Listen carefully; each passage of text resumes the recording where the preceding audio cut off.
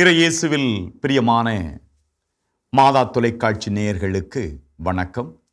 ஆண்டவராகிய இயேசு கிறிஸ்துவின் அன்பும் அமைதியும் அருளும் உங்களோடு என்றும் இருப்பதாக.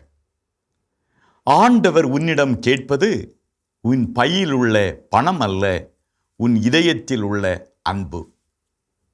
ஆண்டவர் நம்மிடம் எதிர்பார்ப்பது நம்முடைய கையில் உள்ள பணம் அல்ல, மாறாக நம்முடைய இதயத்தில் உள்ள அன்பு. வாழ்க்கை பயணத்தில் பயணிக்கக்கூடிய மனிதர்கள் இன்று நான் இதை செய்தால் எனக்கு என்ன கிடைக்கும் என்பதைத்தான் எதிர்பார்க்கிறார்கள். நான் இதை செய்வதால் எனக்கு என்ன பலன்? அன்று இயேசு வாழ்ந்த காலத்தில் இயேசுவை பின்தொடர்ந்த அந்த சமூகம் அடையாளத்தை நம்பியிருந்தது. அந்த சமூகத்திலே அவர் அடையாளங்கள் எங்களுக்கு செய்ய மாட்டாரா என்பதைத்தான் எதிர்பார்த்திருந்ததை இன்றைய நற்செய்தி வாசகத்தில் நாம் வாசிக்கின்றோம்.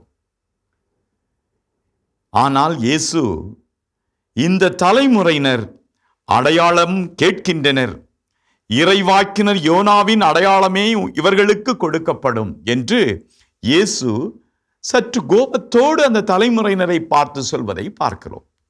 இயேசு அந்த பரிசேயரையும் மறைநூல் அறிஞரையும், நீங்கள் அடையாளம் கேட்பது ஏன்?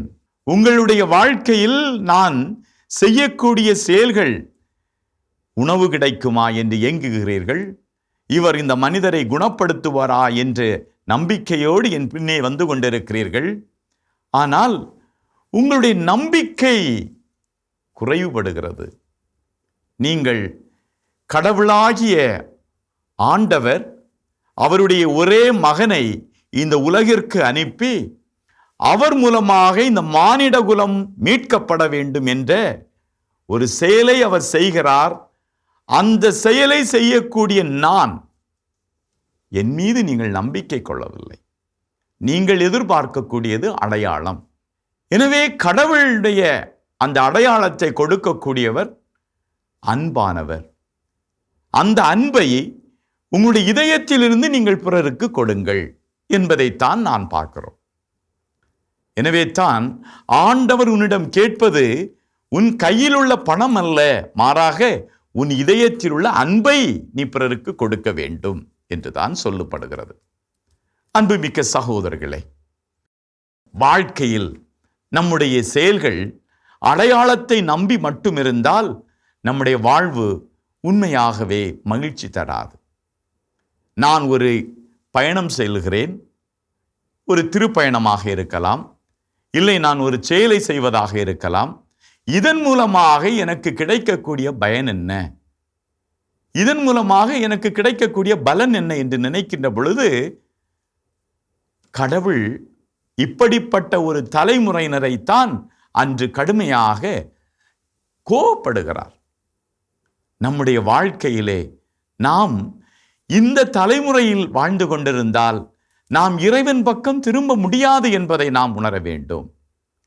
நாம் இந்த தலைமுறையினைப் போல் இருக்கக்கூடாது என்பதை கடவுள் நமக்கு எடுத்து சொல்லுகிறார். இறையேசுவில் அன்பார்ந்த சகோதரர்களே, இறைவன் எதிர்பார்க்கக்கூடியது அவரிடம் நம்பிக்கை கொள்ளக்கூடிய, அவரிடம் அன்பு செல்லக்கூடிய, அவருடைய அன்பை பிறருக்கு கொடுக்கக்கூடிய இதயங்களாக நாம் இருக்க வேண்டும் என்பதுதான்.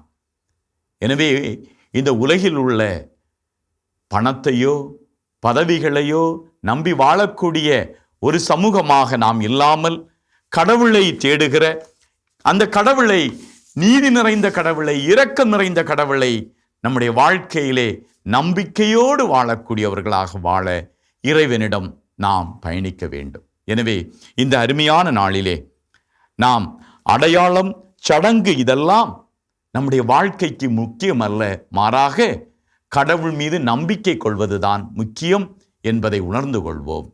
அன்புள்ள இறைவா, எங்களுடைய வாழ்க்கையில் நாங்கள் பலியை விட இரக்கத்தை உணர்ந்தவர்களாய் வாழ வரம் தாரும். இயேசுவுக்கே புகழ், இயேசுவுக்கே நன்றி. மரியே வாழ்க.